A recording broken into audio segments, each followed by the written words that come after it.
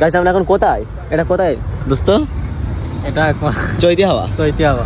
তো বলতে পারছেন না? বাড়ির ধারে নতুন এটা ওপেনিং হলো। এখানকার জাস্ট মানে ভিউগুলো খুব সুন্দর। মানে মালঞ্চ লোকেশন বলতে যারা চেনো তারা একবার ভিজিট করতে পারো চৈতি হাওয়া। এখানকার খাবারগুলো খুব সুন্দর অ্যান্ড ন্যূনতমই। বহু দূরত্বে লোক আসছে এখানটায় ভিজিট করতে।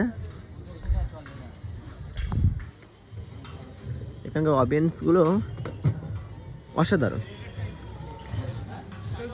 নামটা দেখেন চৈতি হাওয়া রেস্টুরেন্ট অ্যান্ড পার্ক।